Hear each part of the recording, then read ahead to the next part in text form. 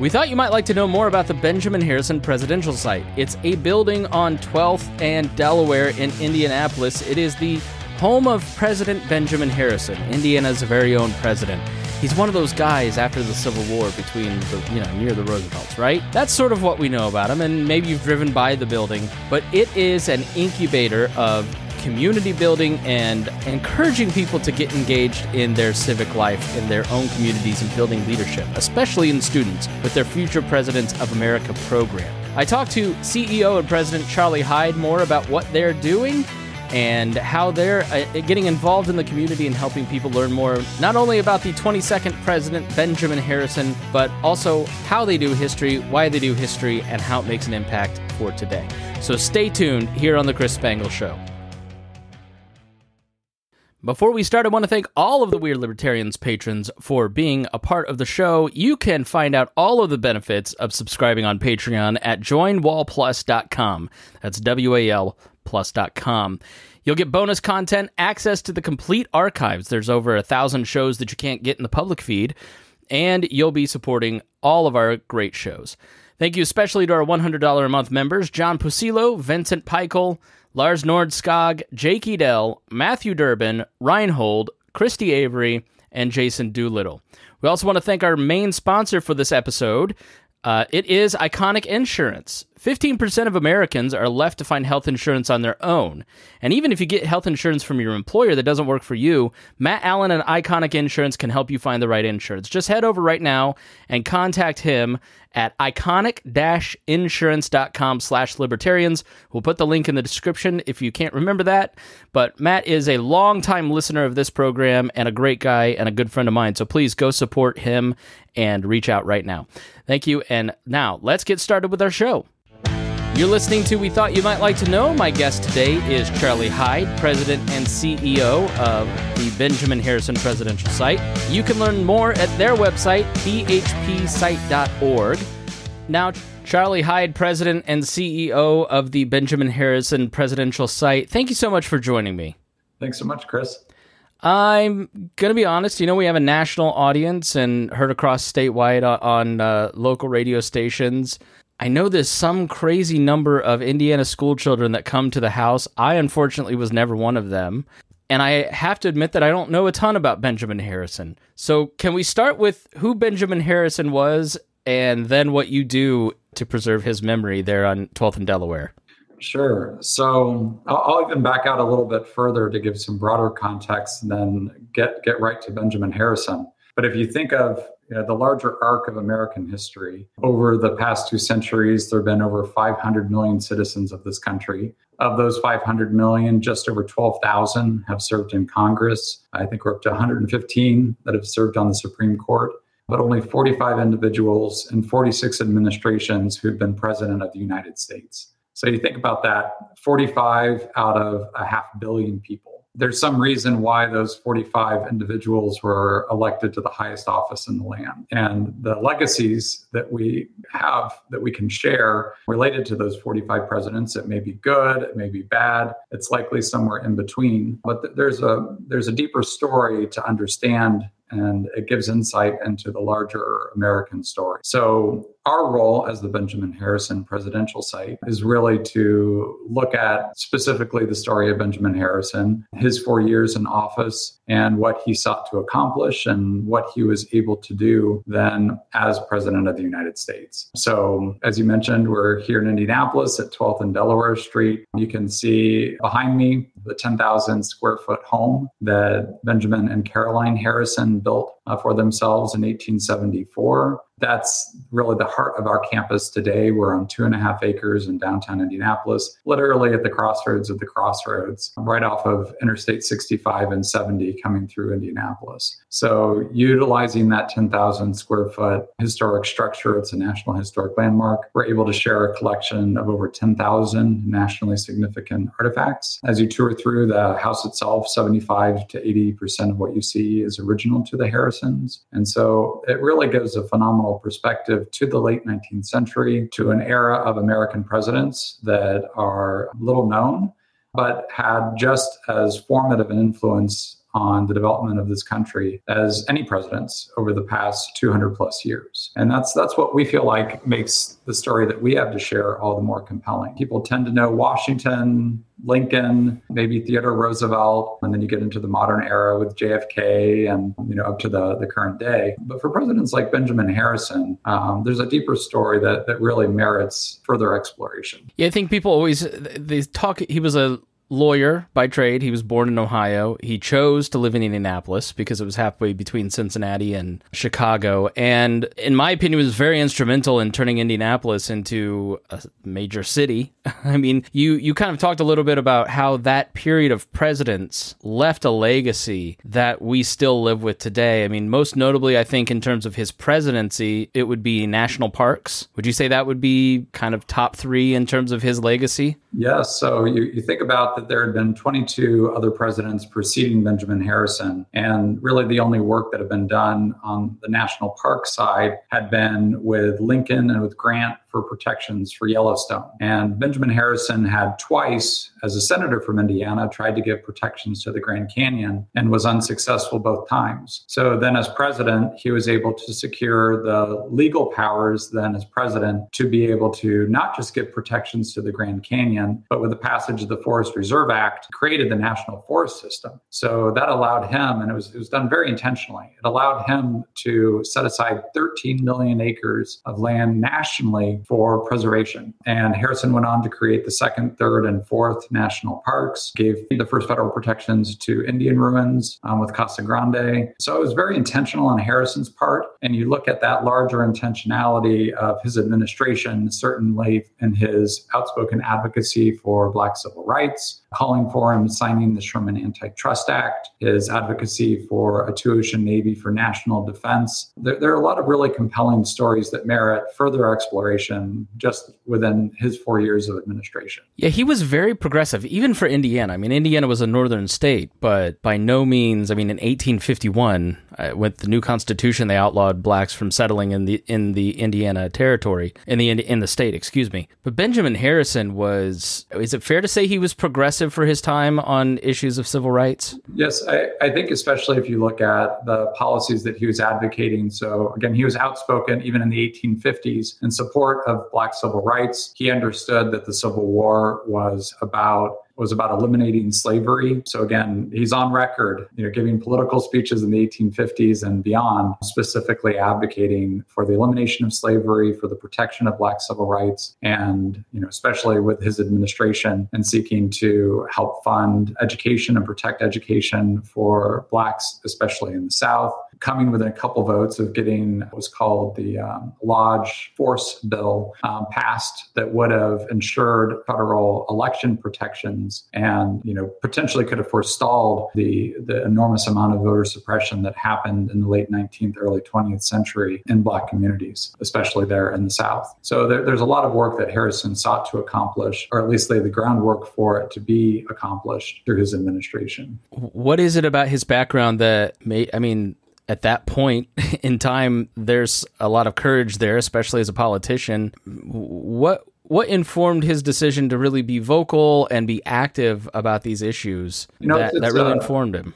It's an interesting journey, and we're still trying to better understand it ourselves. If you look at that family legacy, so there's a deep civic legacy within the Harrison family. So his great-grandfather, Benjamin Harrison V, was a signer of the Declaration of Independence, former governor of Virginia, and was indeed a slaveholder. His grandfather, William Henry Harrison, governor of the Indiana Territory, was elected from the state of Ohio as 9th president of the United States. And of course, is the President Harrison that only survived a month into office. Who brought slaves to the Indiana Territory, if I'm not mistaken. So there's a lot of controversy about the legality of slaves or indentured servants in the Indiana Territory. And I know that there's a lot of research being done on that. But looking at Harrison's own story, I think Benjamin Harrison's own story, you get some insight from Harrison himself in that election of 1888. So as you noted, Harrison truly brought the national spotlight to Indianapolis in that campaign. He had decided that he would conduct a front porch campaign. So what that entailed was essentially,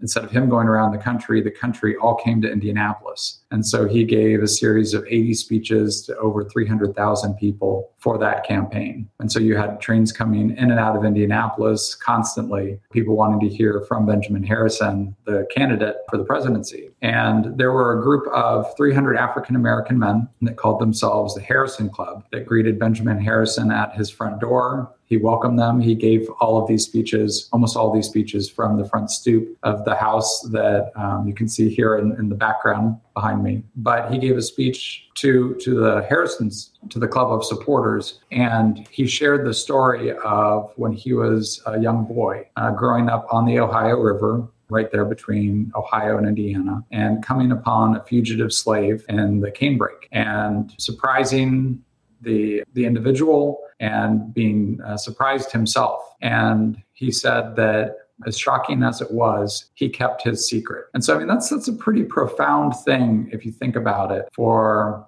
Harrison was born in 1833. So for him in the 1840s to recognize the weight of that moment and to have somebody who's trying to make their way to freedom and to keep that secret, that's pretty profound. And I think that speaks not only to Harrison's character, but also a lot of those formative beliefs that he had. And, you can see, again, through his personal arc, the way that he centered faith and really centered justice through law. This idea that we could all be equal in front of the Constitution, and that the Constitution was the mechanism by which we could all ensure equality was not just sought after, but truly attained. Yeah, I wondered what role his faith played. I attend the church that he built or helped build now, a Presbyterian church. I believe he was Presbyterian. Did that play any role in, his mission to be community oriented, not just on issues of civil rights, but, he built the Columbia Club and has had such a big impact on the people around him. Did that play a role as well, his faith?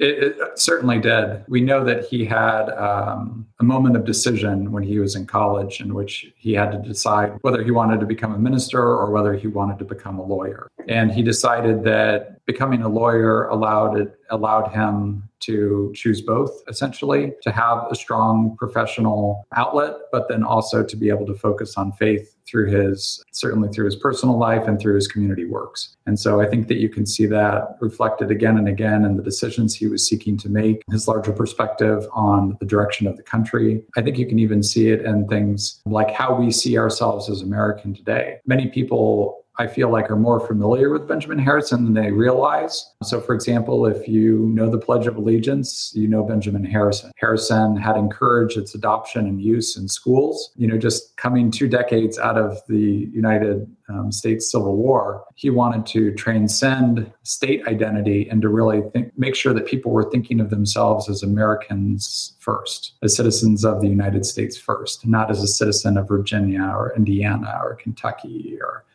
you name it. But really to have country first was important to Harrison. And that tradition of flying the American flag in front of schools and public buildings also harkens to Benjamin Harrison. So he was centennial president, so elected 100 years after George Washington. And he used the occasion of the centennial celebrations in New York City to call upon everyone after those national celebrations not to put their flags away, but to continue to fly them in front of schools and public buildings. And again, I think understanding the larger unifying effect of the flag and having the national identity rather than a regional or state-based identity. Yeah, how much of the Civil War kind of helped inform that identity as a nation as opposed to the states, or maybe even I've heard stories of Indiana soldiers going to the South and realizing how tyrannical slavery was. And I know Benjamin Harrison likely suffered PTSD from the Civil War, and he didn't intend to actually go and serve. He was just trying to help recruit people. And then I'm going to let you tell the story, actually, instead of me messing this up. But I find his Civil War service to be really interesting, and I suspect it has a lot to do with everything we've talked about so far. As I mentioned earlier, this deep-seated sense of obligation, recognizing that it was important to fulfill not just your obligations as a citizen, but to truly model that for others. So Harrison, when the Civil War first broke out, many people thought it would be a conflict of months as it started to stretch into years. And Lincoln was making renewed calls for volunteers. Governor Morton called Harrison to his office at the State House and explained the troubles that he was having and helping meet this call for 300,000 new troops from Lincoln. So Harrison listened carefully and thought for a couple moments and said to Governor Morton, he said, "If I'm needed, I will go." And Morton said, "No, you're a Supreme Court reporter. You've got a young family. I'm not asking you to go. I just need help." He was acknowledged even then for his tremendous oratorical skills. He said, "I just need your help explaining to others why it's so important to serve in this moment." And Harrison insisted that if he was going to ask others to serve, that he himself would serve. And that would actually end up becoming a campaign issue in 1888 because Grover Cleveland, when confronted with that choice, hired a substitute and never served himself. So Benjamin Harrison saw that if he was going to ask others to serve for the Union cause, that he needed to lead by example. So he went out that very day and started recruiting. He started off as a second lieutenant, and by the end of the war had been breveted as a brigadier general. He was known affectionately by his troops as Little Ben. At first, there was a lot of resentment of him because he was so disciplined and his desire to see the troops well trained before they got to the front. And that resentment turned to appreciation and admiration once they did arrive at the front, because they saw how ill prepared many of their other volunteer compatriots were and understood that Harrison's efforts had been to ensure that, to the extent that he could, to best prepare them for the rigors of life on a battlefield. So as you mentioned, it was a traumatic experience for Benjamin Harrison, but he helped lead his troops from the front. In part, the reason he was breveted as a brigadier general was for valor in battle at the battles of Resaca and Peachtree Creek. There's stories that have been shared over the years and are well documented about Harrison serving as a battlefield surgeon for his troops after the surgical corps got separated from the main body. So he truly put himself fully into that responsibility, leading those troops. Just a couple more questions about his time as president, and then we'll talk a little bit more about the future presidents of America and how you do history there at the actual location, because I find him to be just a very interesting person. The relationship between Grover Cleveland and Benjamin Harrison doesn't resemble politics today, and I think serves as a model for us. Can you talk a little bit about that and how they approached each other as opponents? Benjamin Harrison, am I correct that who did he beat to become president, and then why did he serve one term and lose to Cleveland? You had Grover Cleveland was elected in 1884 and then was defeated by Benjamin Harrison in 1888, and then in turn beat Benjamin Harrison in 1892. So it's the only non-consecutive presidential term. That's why Grover Cleveland is president number 22 and number 24. And if you make your way to the Benjamin Harrison presidential site and visit our Stan and Sandy Hurt presidential promenade, you'll see the presidential medallions for Grover Cleveland at 22 and 24. You'll see his signature carved into granite, bracketing Benjamin Harrison on either side. But I think what's remarkable about the relationship that they had was that everyone recognized that elections could be very contentious, but they appreciated that smooth transition of power and honoring and recognizing the way that they could model to the country how they should comport themselves as civic leaders, as public servants. So you had, for example, Grover Cleveland hold the umbrella over Benjamin Harrison's head when Harrison took the oath of office in 1889. And there are photographs of this. And it's a very heartening thing to see, because it's a reminder of how we should seek to treat each other in the public sphere. That however much we may disagree, if we're disagreeing in good faith and continue to have respect for each other and really model that behavior, certainly whether that's in our own communities, at the city, state, national level, that's something that truly carries through in the larger political discourse. I think that there's so much heat in political discourse right now that the people aren't necessarily discussing ideas as much as ideologies. And, it's something that characterizes every age. It's not something that previous centuries were immune to either. But how do we seek to model behavior for the next generation to at least ease the path for them to be able to continue this grand experiment in self-government that we've been able to sustain over the past almost 250 years? And that's what we're really seeking to accomplish. Our mission as the Benjamin Harrison Presidential Site is to help increase public participation in the American system of self-government through the life stories, arts, and culture of an American president. So while we represent Benjamin Harrison specifically and are able to share that story more intensively, and to share the story of First Lady Caroline Harrison, to be able to speak to that era in Indianapolis and the nation at large. It's how we can draw lessons from that story that has relevance to conversations that we're having today that I think is all the more important. Yeah, one story is when Caroline Harrison died the month before the election, Cleveland stopped campaigning together along with Harrison. There's really a lot of respect there. I think you've done a great job with the Harrison House. How long have you been there, and why did you seek out the job, or you picked to do the job? I don't know. Did you wake up one morning and go, you know what, I'm going to be an expert in Benjamin Harrison. I'm going to go to college for that.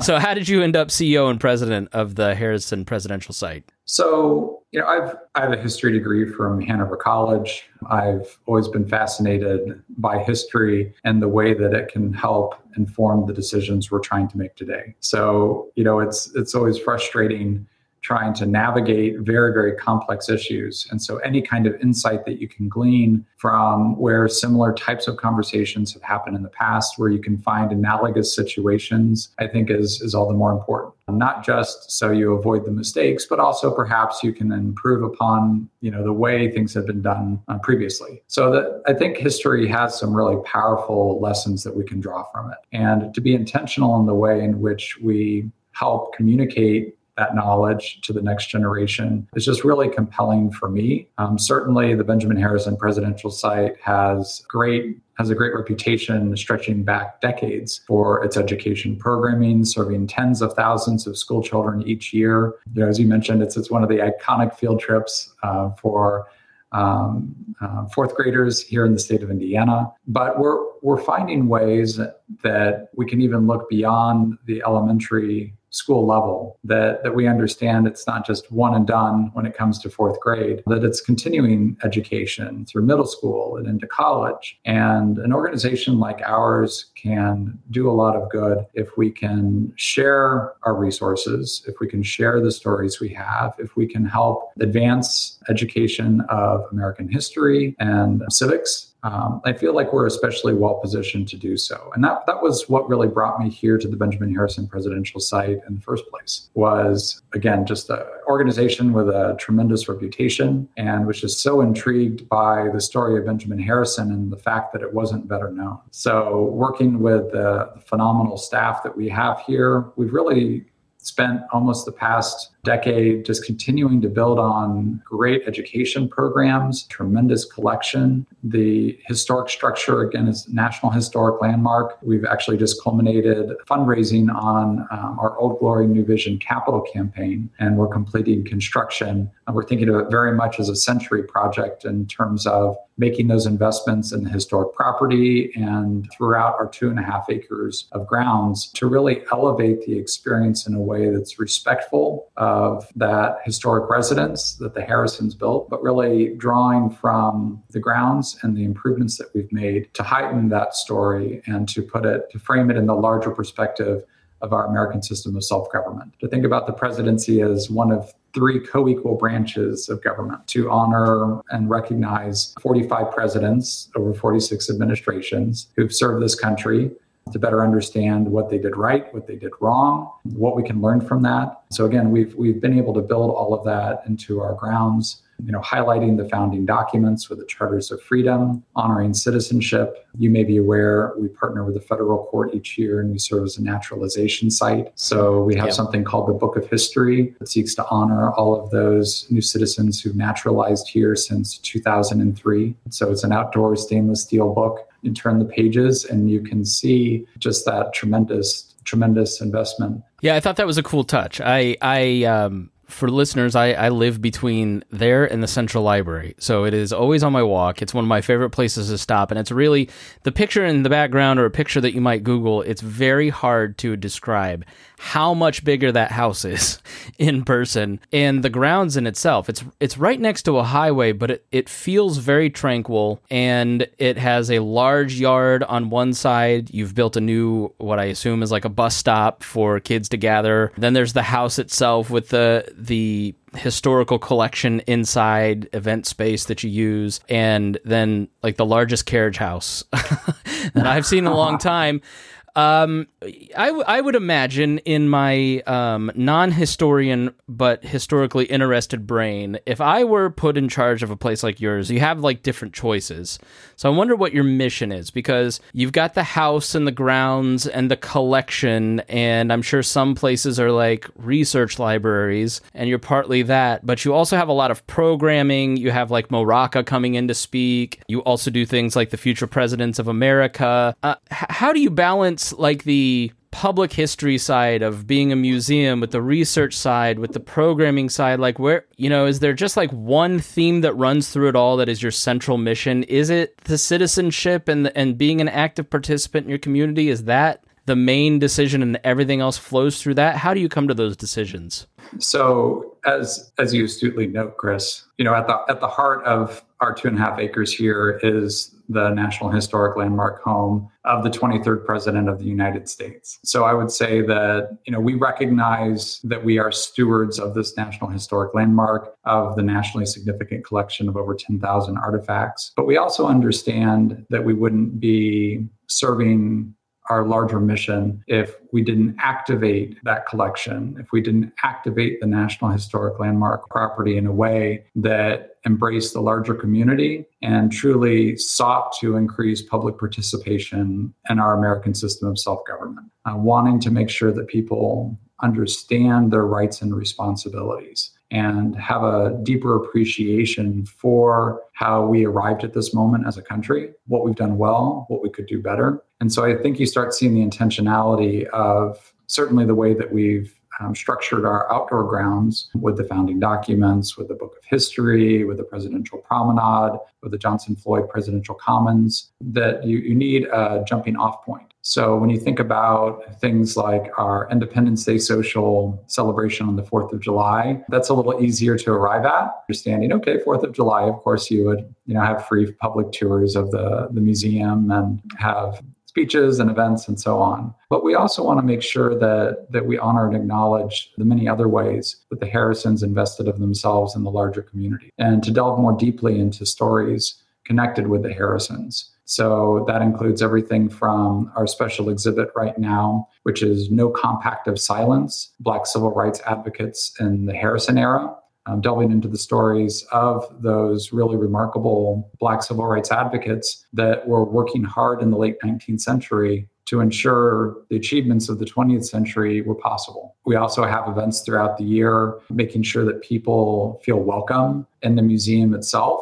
Everything from community theater, delving into contemporary stories of the Harrison's era, to special events through the year, whether it's a presidential egg roll out on grounds that serves young families, Juneteenth Foodways Festival, which we had as our inaugural event this year, that looks at the story of Dolly Johnson, who the Harrisons hired as White House executive chef into the Harrisons' White House after firing their French chef. So there's a phenomenal story there, and being able to delve more into Dolly Johnson's story as an entrepreneur, as a Black business owner, and again, through the Juneteenth Foodways Festival, being able to help do our part to open up our doors to the larger community and to help build awareness for today's entrepreneurs, and just the really important role that whether it's a Black civil rights advocate or somebody looking to build a business today, that they have a way to engage with the Benjamin Harrison presidential site, and that we can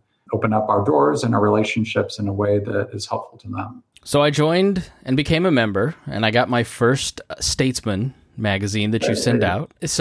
And on the cover is Meet the Future Presidents. And as I've noted, this goes out to high school and college radio stations around the state of Indiana. And I wanted to talk about the future presidents of America. You've got a lot of, young leaders here featured. Tell us a little bit about the program. What is it? How do you select students? How can people apply if they want to, if they're listening, and get involved in it? Yes. So Future Presidents of America is an initiative that we started in 2015. And as I've shared kind of over the arc of our conversation, that we're very focused on being able to share the stories of executive leadership through the office of the presidency in ways that are relevant to conversations that we're having today. So with 45 presidents and 46 administrations, there are a lot of very different types of leaders. And there are many different ways that they arrived at the presidency, and many ways that they departed the presidency too. So there's a deeper story to learn from that, and to be able to draw from some of our community's best and brightest 13 to 16-year-olds and give them an opportunity to have an intensive 1-week experience here at the Benjamin Harrison presidential site, learning with our top-notch education team, being able to experience Indianapolis intensely, being able to meet civic leaders, statesmen, stateswomen, and hearing their stories directly, personally,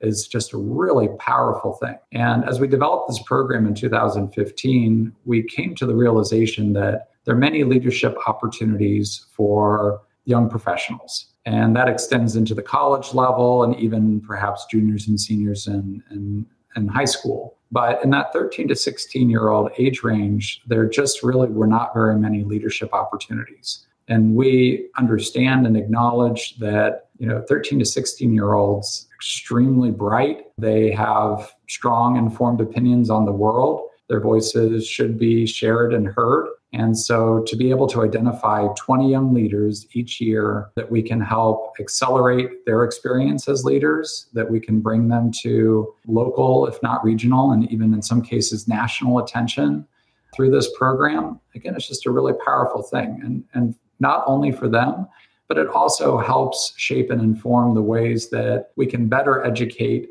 and engage young adults and the story of the American presidency and certainly our country's history. So is this available to students around the state? I know you see a lot of central Indiana high schools, but if somebody were in Warsaw or Wabash or Terre Haute, would they be allowed to apply? That's a great question, Chris. It's actually open nationally. But we also recognize that there are financial and geographic limitations. So what we started doing was we started looking for partner organizations that could help us expand Future Presidents of America. So if you're looking to apply for our program here at the Benjamin Harrison presidential site, there are a couple different ways that you can become part of that program. We have 11 superintendent scholars that are nominated specifically by the 11 superintendents in Marion County here in central Indiana. The other 9 openings are all open application.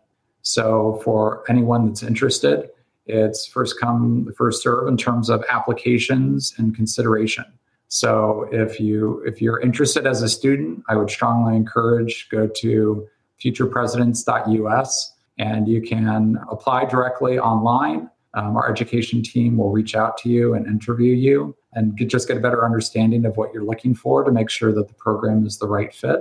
And then once we hit our capacity of 20, then we'll take people for the wait list and consider them for future years. But really, we acknowledge that there's something to be said in leadership and taking the lead, right?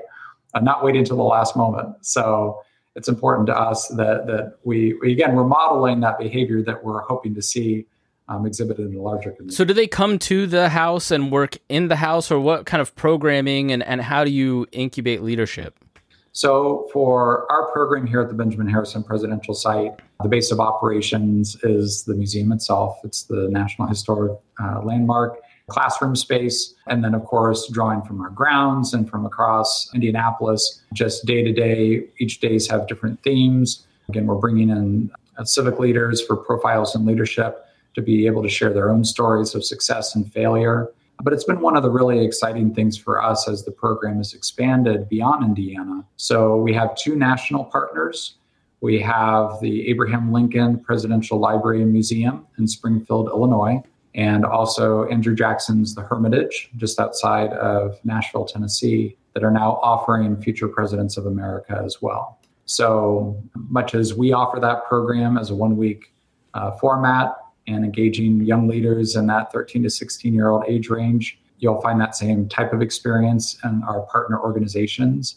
And in the coming years, we're looking to further expand future presidents of America geographically across the country. We've had participants from as far away as Texas participate in our program. So again, if geography isn't a limitation, if you have friends or family that are nearby, there are always possibilities. Is it an ongoing, is it like a week in the summer? Is it an ongoing, if somebody is from Texas, how would they plan for it?